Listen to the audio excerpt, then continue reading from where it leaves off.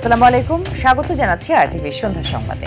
আপনাদের সাথে আছি আমরা দুজন, আমি পারভিন মিতু এবং আমি ফারিয়া শারমিন। ফিলিস্তিনিদের জন্য বিশেষ দোয়া আর মতপার্থক্য ভুলে বিশ্ব মুসলিমদের ঐক্যবদ্ধ থাকার আহ্বান জানিয়েছেন মসজিদুল হারামের ইমাম ও খতিব শায়খ ডক্টর সালেহ বিন হুমায়দ।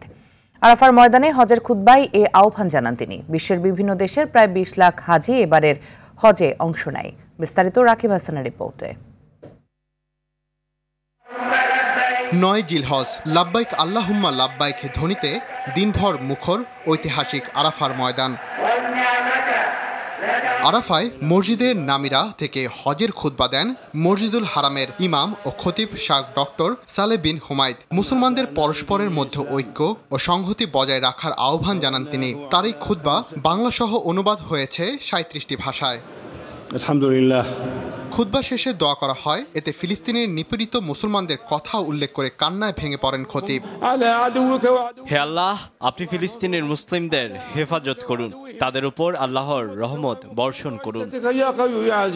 আরাফায় আসরের নামাজ শেষ করে মুজদালিফায় খোলা আকাশের নিচে রাত্রি যাপনের উদ্দেশ্যে রওনা হন হাজিরা। সেখান থেকে ১০ই জিলহজ ফজরের নামাজ আদায় করে ওকুফে মুজদালিফা শেষে তারা শয়তানকে পাথর নিক্ষেপ করবে। এরপর তারা বড় শয়তানকে ৭টি অঙ্কুর নিক্ষেপ করার পর পশু কোরবানি করবে। পরে মাথা মুড়িয়ে বা চুল ছেটে ইহরাম খুলবেন। এদিন সৌদি আরব সহ মধ্যপ্রাচ্যের দেশগুলোতে পবিত্র ঈদুল আজহা উদযাপন হবে। পরে মসজিদুল হারামে গিয়ে কাবা শরীফ ৭ বার তাওয়াফ করে আবারও মিনায় অবস্থান করবেন হাজিরা। এভাবেই হজের আনুষ্ঠানিকতা শেষ হবে। রাকিব হাসান, আরটিভি। ঈদুল আজহার প্রথম জামাত সকাল ৭:৩০টায় জাতীয় ঈদগাহে অনুষ্ঠিত হবে। আবহাওয়া বেশি খারাপ হলে তা সকাল ৮টায় জাতীয় মসজিদ বাইতুল মোকাররমে হবে। সকালে প্রস্তুতি পরিদর্শন শেষে ঢাকা দক্ষিণ সিটি কর্পোরেশনের প্রশাসক জানান, ঈদ জামাতের সব প্রস্তুতি শেষ হয়েছে। জাতীয় ঈদগাহে একসঙ্গে ৩৫,০০০ মুসল্লি নামাজের ব্যবস্থা করা হয়েছে। রাষ্ট্রপতি, প্রধান উপদেষ্টা, বিশিষ্টজন ও সাধারণ মানুষ এতে অংশ নেবেন। নগরবাসী একত্রে কুরবানি দিলে ময়লা অপসারণের সুবিধা করে দেওয়ার অনুরোধ জানিয়েছে সিটি কর্পোরেশন। প্রস্তুতি সম্পর্কে ব্রিফিং দিবেন।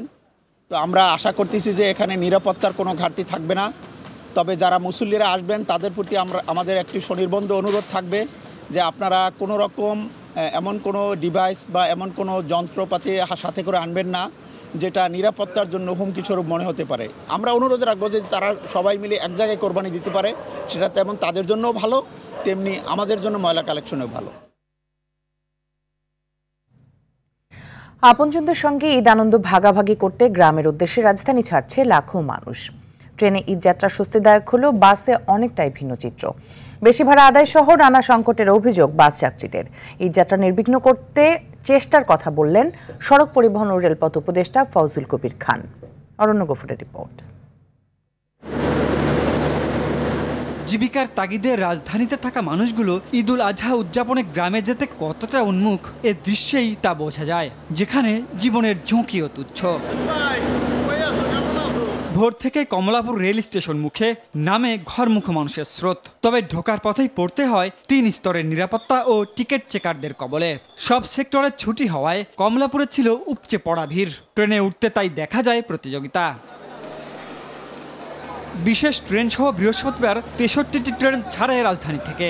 গরমে কষ্ট হলেও শিডিউল বিপর্যয় না হওয়া ও সিট পাওয়ায় খুশি ঘরমুখো মানুষেরা। ভেতরে তেমন কোনো জায়গা নাই, না উঠতে পারি না, তাই অনেক কষ্ট করে ছাদের উপরে উঠেছি। যত বৃষ্টি হোক, ঝড় হোক আর তুফান হোক, আমরা দেশে যাই ঈদ করব, এটার মধ্যে একটা আনন্দ আছে। সবার সাথে দেখা হবে, সবার সাথে ঈদ করতে পারবো, এটাই আনন্দ। কষ্ট কিছু মনে হচ্ছে না। গরু কোরবানি করব, খুব মজা হবে। যাত্রাটা একটু ডিফারেন্ট আগে চাইতে। তো অনেক যাত্রী স্টার্টিং আছে, সরকারের কাছে এটাই দাবি যে তারা জানি আরো ট্রেনের ব্যবস্থা করে। বাস যাত্রীদের অভিজ্ঞতা অনেকটাই উল্টো। পুলিশ, র্যাব, পরিবহন মালিকদের হেল্প ডেস্ক থাকলেও বেশি ভাড়া আদায় আটকাতে পারছে না। যার থেকে যেমন পাইতেছে, যেভাবে পাইতেছে, এইভাবে এখান থেকে কুমিল্লার ভাড়া 200 টাকা, তারা নিতেছে 500 টাকা। মানে একটি মার থেকে আমাকে দিন পার এই হিসেবে আমরা কিছুটা বাড়াবাড়তি চেষ্টা করতেছি। বাস যাত্রীদের ভোগান্তিতে বাড়তি মাত্রা যোগ করে বৃষ্টি। কিছু রুটে বাস সংকটে দীর্ঘক্ষণ অপেক্ষা করতে হয় যাত্রীদের। এ সুযোগে অনেক লোকাল বাস হয়ে যায় দূরপাল্লার পরিবহন। ঈদের মধ্যে এরকম কখনো হয় না, গাড়ির অনেক সংকট, গাড়ি পাওয়া যাচ্ছে না, 2 ঘন্টা ধরে গাড়ির জন্য ওয়েট করতেছি। জ্যাম লাগছে, বিভিন্ন মানুষের একসাথে চাপ পড়ছে, এজন্য তো ট্রাফিক ব্যবস্থা থাকা দরকার ছিল খুব ভালো, এখানে সেটা এখানে নেই। ঈদযাত্রা অবস্থা পরিদর্শনে বাস ও ট্রেন স্টেশনে যান রেল উপদেষ্টা। অনিয়মের বিরুদ্ধে দেন হুঁশিয়ারি। যেখানে গ্রস ইরেগুলারিটি আছে সেখানে 5,000 টাকা ফাইন করা হয়েছে। এরপরও আবার ওনারা তো ওখানে আছেন, সকাল 8টা থেকে রাত্রি 11টা পর্যন্ত মোবাইল কোর্টের ম্যাজিস্ট্রেটরা আছেন, ও তারা আবার ওখানে যেয়ে দেখবেন, আবার যদি অনিয়ম হয় আবার ফাইন করবেন। আপনজনদের সঙ্গে ঈদ উৎসবে সামিল হয়ে সব ভোগান্তি যেন ভুলে যায় মানুষ। অরণ্য গফুর, অটিভি, ঢাকা। রাজধানী সদরঘাট থেকে সরাসরি যুক্ত হচ্ছেন সহকর্মী বিপুল চন্দ্রদেব। বিপুল, নদীপথে যাত্রীদের কোনো ভোগান্তি আছে কিনা জানাবেন, ওনারা কি বলছে, এছাড়া লঞ্চ ঠিকমতো চলে যাচ্ছে, ছেড়েছে কিনা জানাবেন। আসলে ঈদের আরও 2 দিন বাকি, অর্থাৎ শনিবারে ঈদ, কিন্তু এখনই কিন্তু সেই ঈদের আমেজ শুরু হয়ে গেছে। অর্থাৎ যাত্রীদের যে উপচে পড়া ভিড়, সেই সাথে যে আনন্দ উল্লাস, সেইটা আমরা দেখতে পেয়েছি সদরঘাটের যে লঞ্চ ঘাট, সেই ঘাটে এসে আমরা ক্যামেরার চোখে দেখানোর চেষ্টা করব যে আসলে সাধারণ মানুষের যে উচ্ছ্বাস এবং একটি লঞ্চ যে ছেড়ে যাচ্ছে সেটাও আপনাকে দেখানোর চেষ্টা করছি। অর্থাৎ উপচে পড়া ভিড় রয়েছে। অর্থাৎ এখানে সকাল থেকে, গতকাল থেকে কিন্তু শুরু হয়েছে, তবে আজকে থেকে যখন সরকারি ছুটির দিন এবং আজকে থেকে ছুটি যে শুরু হয়েছে 10 দিনে, সেই 10 দিনের ছুটির উপলক্ষেই কিন্তু আজকে একেবারে ভিড় একেবারে দেখা যাচ্ছে লঞ্চ ঘাটে। এবং সেই সাথে আমরা এখানে আরেকটি তথ্য দিতে চাই যে কিছুক্ষণ আগে কিন্তু এখানে নৌ পরিবহন উপদেষ্টা এসেছিলেন এবং তিনি আমাদেরকে জানিয়েছিলেন, এবং আমরা দেখতে পেয়েছি যে উনি এখানে যারা কাজ করছেন তাদের সাথে কথা বলেছেন, নিরাপত্তা বাহিনী যারা রয়েছেন তাদের সাথে কথা বলেছেন, সেই সাথে কয়েকটি লঞ্চই তিনি কিন্তু পরিদর্শন করেছেন এবং সেখানে যাত্রীদের সাথে কথা বলেছেন তাদের কোনো ভোগান্তি পোহাতে হচ্ছে কিনা। সেই সাথে তিনি সাংবাদিকদের সাথেও কথা বলেন এবং আমরা দেখেছি সাংবাদিকদের সাথে কথা বলার সময় উনি একটি কিন্তু আক্ষেপের যে বিষয়টি জানিয়েছেন যে আসলে সদরঘাটে যে রাজধানী থেকে সদরঘাটে আসার পথে যে রাস্তাগুলো রয়েছে সেগুলো ব্যাপক যানজট রয়েছে এবং সেই সাথে রাস্তাগুলো ছোটোর কথাও বলেছেন। সেই সাথে তিনি বলেছেন যে সদরঘাটে আসার জন্য এক্সপ্রেসওয়ের যে নির্মাণের যে বিষয়টি সেটি কিন্তু তিনি তুলে ধরেছেন এবং সেটা উনি বলছেন যে মানুষের যে আসার পথে যে ভোগান্তি এটি যাতে নিরসন করার জন্য আগামীতে তারা দেখবেন, এমনটাই আমাদেরকে আশ্বাস দিয়েছেন। সেই সাথে উনি আরেকটি বিষয় বলেছেন যে যাত্রীদের নিরাপত্তার জন্য এখানে সেনাবাহিনীর কাজ করছেন এবং এখানে যারা আনসার বাহিনীর যে টিমগুলো রয়েছেন তাদের সাথেও তিনি কথা বলেছেন এবং যাত্রীদের যে তিনি ফিডব্যাক নিয়েছেন তারা বলছেন যে উনি বলেছেন যে আমাদেরকে যে আসলে যাত্রীদের কোনো অভিযোগ নেই, অর্থাৎ এখানে খুবই সুশৃঙ্খলভাবে মানুষ বাড়ি ফিরতে পারছে, তিনি কিন্তু নৌ উপদেষ্টা এমনটা আমাদেরকে জানিয়েছেন। সেই সাথে আমরা এখানকার যারা যাত্রী রয়েছেন তাদের সাথেও কথা বলার চেষ্টা করেছি, তারাও আমাদেরকে বলেছেন। তবে দালালের যে বিষয়টি অর্থাৎ টিকিট কালোবাজারের যে বিষয়টি সেটি কিন্তু এবারও একই অভিযোগ উঠছে সাধারণ যাত্রীদের পক্ষ থেকে এবং তারা বলছেন যে আসলে যে পরিমাণ টিকিট তারা যেভাবে সহজভাবে পাওয়ার কথা সেটা কিন্তু পেতে ব্যাকপত হচ্ছে। সেই সাথে আমরা আরেকটি বিষয় জানিয়ে দিতে চাই, সেটা হচ্ছে মানুষের যে উপচে পড়া ভিড় যে লঞ্চগুলো রয়েছে সেই ক্ষেত্রে আমরা আরেকটা বিষয় দেখতে পেয়েছি যে মানুষের যে পরিমাণ চাহিদা রয়েছে সেই অনুযায়ী কিন্তু যে পরিমাণ লঞ্চ রয়েছে সেক্ষেত্রে তারা একটু ভোগান্তিতে পড়তে হচ্ছে বলে তারা আমাদেরকে জানিয়েছেন। এবং সেই সাথে আরেকটি বিষয় আর জানিয়ে চাই, সেটা হচ্ছে নিরাপদ এই ভ্রমণ যাত্রাটা করার জন্য কিন্তু এখানকার যারা দায়িত্ব রয়েছেন তারা কিন্তু বারবার মাইকে ঘোষণা দিচ্ছেন এবং নিরাপত্তা বজায় রেখে যাত্রীদেরকে তাদের বাড়িতে যাওয়ার যে যাত্রাটি সেটা যাতে সুন্দর হয় এবং নির্বিঘ্নে যাতে তারা যেতে পারে এমনটাই কামনা করছেন সবাই। তো এই ছিল আমার কাছে সর্বশেষ তথ্য সদরঘাট থেকে। বিপুল, আপনাকে ধন্যবাদ। ঈদের একদিন বাকি থাকায় মহাসড়কে যানবাহনের চাপ বেড়েছে বহুগুণে, আর এ কারণে ধীর গতিতে চলছে যানবাহন। গাজীপুর, টাঙ্গাইল, সিরাজগঞ্জ, ময়মনসিংহ সব জায়গায় মহাসড়কে একই চিত্র, বাড়তি ভাড়া নেওয়ার অভিযোগ করে অনেক যাত্রী। ভোলা লক্ষ্মীপুর রুটে ঝুঁকি নিয়ে নিষিদ্ধ ট্রলারে উত্তাল মেঘনা নদী পাড়ি দিয়ে বাড়ি ফিরছে অনেক মানুষ। সড়কে যানবাহনের চলাচল স্বাভাবিক রাখতে আইন শৃঙ্খলা রক্ষাকারী বাহিনীর পাশাপাশি যৌথভাবে সেনাবাহিনী ও নৌবাহিনী কাজ করছে। এদিকে গাজীপুরের চন্দ্রায় মহাসড়ক পরিদর্শনে পুলিশের আইজিপি বাহারুল আলম ঈদ যাত্রায় অতিরিক্ত ভাড়া নিলে ব্যবস্থা নেওয়ার নির্দেশ দিয়েছেন।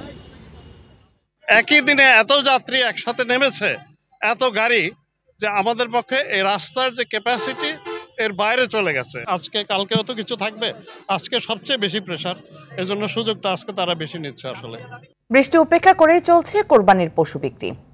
হাঁক ডাকে মুখর রাজধানীর স্থায়ী ও অস্থায়ী হাটগুলো।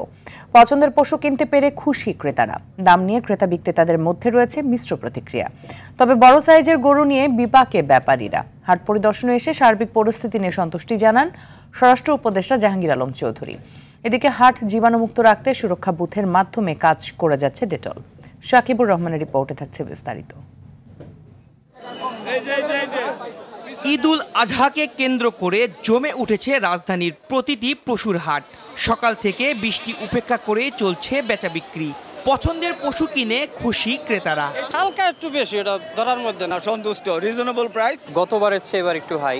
বড় সাইজের গরু নিয়ে বিপাকে আছে ব্যাপারীরা। তবে আশা করছে রাত থেকে ক্রেতার সমাগম বাড়লে বিক্রি হবে বড় গরু। চাহিদা মাঝারি সাইজের গরু। কোনো বড় গরু ক্রেতা নেই। কালকের দুপুর পর্যন্ত 100-র ভিতরে একটা বড় গরু কেনে নাই কেউ। কেনা লোক ছিল তো, কালকের একদিন ভালো দাম বলছিল, আজকে এবার 8-8.5।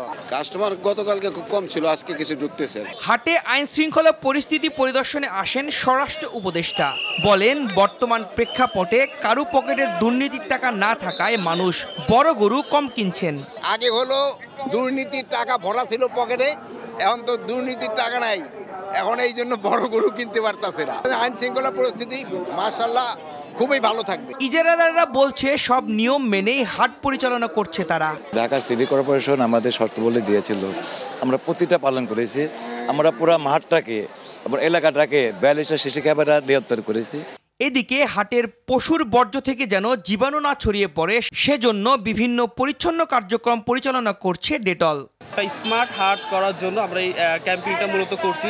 আমাদের ক্যাম্পিংয়ে আমরা একটা পানির বুথ বসাইছি, যেখানে মানুষ এসে বিশুদ্ধ খাবার পানি খেতে পারবে। সুরক্ষিত কুরবানির হাট বাস্তবায়নে ডেটলের এই উদ্যোগে সহযোগী হিসেবে কাজ করছে আরটিভি ও ঢাকা উত্তর city corporation. Shakibur Rahman, RTV, Dhaka. Badda 100 feet গরুর হাট থেকে সরাসরি যুক্ত হচ্ছেন সহকর্মী জাকারিয়া খান। জাকারিয়া, হাটে পশু বেচা কেনা কেমন দেখছেন? ক্রেতা বিক্রেতারা কি বলছে জানাবেন। জি ফারিয়া, মুসলিম জাতির কিন্তু দুইটি বড় উৎসব রয়েছে এবং তার মধ্যে ঈদুল আজহা অন্যতম। এবং এই ঈদুল আজহা অথবা কোরবানির ঈদ যাকে বলি আমরা, এই কোরবানি ঈদের যেই তাৎপর্য অর্থাৎ ত্যাগের মহিমা, ত্যাগ করার উদ্দেশ্যে পশু কোরবানি দেওয়া হয় এই কোরবানির ঈদে। এবং সে লক্ষ্যে কিন্তু ঢাকার বিভিন্ন অঞ্চলে, যেহেতু একদিন পরেই ঈদ, ঢাকার বিভিন্ন অঞ্চলে পশুর হাটগুলো জমে উঠেছে। আর যেহেতু আজকে সরকারি ছুটি, তাই ঢাকার বাইরে যারা, তারা ইতিমধ্যে তাদের গন্তব্যের উদ্দেশ্যে রওনা দিয়েছেন এবং ঢাকার ভিতরে যারা থাকবেন এবং ঢাকার ভিতরে যারা কোরবানি করবেন তারা কিন্তু হাটে আসছেন এবং আস্তে আস্তে কিন্তু জমে উঠছে কোরবানির হাট। আমরা ঘুরে সারাদিন দেখতে পেলাম এবং বিক্রেতারা যেটা ছিলেন যে কিছুদিন, এই গত 2-1 দিনে ক্রেতা ছিল এবং বিক্রিও কম ছিল, কিন্তু আজ থেকে ক্রেতার ভিড় বাড়তে শুরু করেছে এবং তারা তাদের পশু বিক্রি করছেন ভালো দামে। এবং এই হাটকে কেন্দ্র করে কিন্তু এবার দ্বিতীয়বারের মতন হাটের পরিচ্ছন্নতা কর্মীদের সুরক্ষার কথা বিবেচনা করে ডিএনসিসি, ডেটল এবং আরটিভি যৌথ উদ্যোগে সুরক্ষিত কোরবানি হাট নামে একটি কার্যক্রম পরিচালনা করছেন, যেখানে এখানে আসা বিক্রেতাদের জন্য হাত ধোয়ার বিভিন্ন ব্যবস্থা রয়েছে। কেউ আঘাত পেলে সেখানে তার ফার্স্ট এইড অথবা প্রাথমিক চিকিৎসার ব্যবস্থা রয়েছে। এবং হাটের ক্রেতা বিক্রেতা এবং পরিচ্ছন্নতা কর্মীদের বিশ্রামের ব্যবস্থা রয়েছে। এখানে ডেটল থেকে এবং ঢাকা উত্তর সিটি কর্পোরেশনের পক্ষ থেকে বিভিন্ন জায়গায় পানির ব্যবস্থা রাখা হয়েছে, যাতে কেউ অসুস্থ বোধ করলে বা পিপাসার্ত হলে সেখান থেকে পানি পান করতে পারে। এবং এখানে যারা ক্রেতা তারা কিন্তু বলছিলেন এবার হাটের পরিস্থিতি অনেকটাই ভালো। দেশে দীর্ঘদিন পর নতুন করে করোনায় এক ব্যক্তির মৃত্যুর খবর জানিয়েছে স্বাস্থ্য অধিদপ্তর। গত 24 ঘন্টার হিসেবে 3 জন নতুন করে করোনায় আক্রান্ত হয়েছে। স্বাস্থ্য অধিদপ্তর থেকে পাঠানো করোনা বিষয়ক নিয়মিত সংবাদ বিজ্ঞপ্তি থেকে এই তথ্য জানানো হয়। বাংলাদেশ একটি গুরুত্বপূর্ণ সন্ধিক্ষণে অবস্থান করছে বলে মন্তব্য করেছেন জাতীয় নাগরিক পার্টি এনসিপির আহ্বায়ক নাহিদ ইসলাম। বলেন, এনসিপি সরকারের পদক্ষেপ ও অন্যান্য রাজনৈতিক পক্ষগুলোর কার্যক্রম নিবিড়ভাবে পর্যবেক্ষণ করছে। জুলাই সনদের প্রণয়ন ও ঘোষণার প্রক্রিয়া আর বিলম্বিত না করে দ্রুততম সময়ের মধ্যে বাস্তবায়িত হবে বলে আশা প্রকাশ করেন। বাংলাদেশে নিযুক্ত চীনা রাষ্ট্রদূতের সঙ্গে বৈঠক শেষে বিবৃতিতে একথা বলেন তিনি। বিএনপির ভারপ্রাপ্ত চেয়ারম্যান তারেক রহমানের সহধর্মিণী ডাক্তার জুবাইদা রহমান ও তাদের কন্যা জায়মা রহমানের নামে সামাজিক মাধ্যমে ফেক আইডি খুলে একটি চক্র নানা ধরনের বিভ্রান্তিমূলক তথ্য প্রচার করছে, এমন অভিযোগ করেছেন বিএনপি সিনিয়র যুগ্ম মহাসচিব রুহুল কবির রিজভী।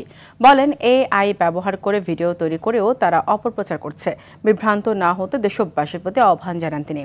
ফেক আইডিগুলোর বিরুদ্ধে আইনগত ব্যবস্থা নেওয়ার কথাও জানান রিজভী। ঈদুল আজহা উপলক্ষে দেশবাসীকে বেগম খালেদা জিয়া ও তারেক রহমান পক্ষে শুভেচ্ছা জানান বিএনপির এই নেতা। ঈদুল আজহা উপলক্ষে এবার চট্টগ্রামে কমে গেছে সব ধরনের মশলার দাম। এতে দাম কমায় স্বস্তি ফিরেছে সাধারণ ক্রেতাদের মাঝে। ব্যবসায়ীরা জানান, আমদানি ঋণপত্র খোলার ক্ষেত্রে ব্যাংকগুলোর সহযোগিতা, পর্যাপ্ত আমদানি, বাজারের সরবরাহ ঘাটতি না থাকা, সিন্ডিকেট ভেঙে যাওয়া সহ তুলনামূলক চাহিদাও কমে যাওয়ার কারণে মশলার দাম এবার কম। গেল 10 মাসে দেশে প্রায় 1,69,834 মেট্রিক টন মশলা জাতীয় পণ্য আমদানি করা হয়েছে। ভুটানের বিপক্ষে হোম ম্যাচ আয়োজনে বেশ কিছু ত্রুটি খুঁজে পেয়েছে বাফুফে। সিঙ্গাপুরের বিপক্ষে মহা গুরুত্বপূর্ণ ম্যাচে মাঠের বাইরের সেসব ত্রুটি শুধরে উঠতে চায় ফেডারেশন। বৃহস্পতিবার এ বিষয়ে এক জরুরি বৈঠকে বসে কম্পিটিশনস কমিটি, যেখানে নিরাপত্তা, টিকিটিং ও দর্শকদের মাঠে প্রবেশ ও বাহিরের বিষয়গুলো আরও নির্বিঘ্ন করতে কিছু পরিকল্পনা গ্রহণের কথা জানানো হয়। ভুটানের বিপক্ষে ম্যাচে মাঠে দর্শক ঢুকে পড়া ও টিকিট কেটেও দর্শকদের ম্যাচ উপভোগ করতে না পারার মতো ঘটনা ঘটেছে। সেসব অনাকাঙ্ক্ষিত ঘটনা এড়াতে কঠোর পদক্ষেপ নেওয়ার কথা জানায় বাফুফে। আগামী 10 তারিখে কিন্তু প্রত্যেকটা গেটের বাইরে একটা সার্ভিসিং বুথ থাকবে। যদি কারো টিকিটের কোনো ঝামেলা, ওরা যা চেক করতে পারবে। চেক করে আমরা সিস্টেমে দেখবো কি ওই টিকিটের স্ক্যান হয়ে গেছে নাকি না। যদি ওরা প্রমাণ দিতে পারে এটা ওনার টিকিট না, আমরা চেষ্টা করবো যতটুকু ওনাকে অ্যাক্সেস দিতে, বা ওই যে দর্শকটা ঢুকেছে উনি ওই চেয়ারে যা দেখতে উনি আসে নাকি। এগুলো আমরা কিছু প্ল্যান করছি, যে এটা যদি আমরা বাস্তবায়ন করতে পারি 8 তারিখের ডিসিশন ফাইনাল হবে। সন্ধ্যা সংবাদ এ পর্যন্তই। রাতের সংবাদ 11:15টায় দেখার আমন্ত্রণ রইল। ধন্যবাদ সবাইকে। ধন্যবাদ।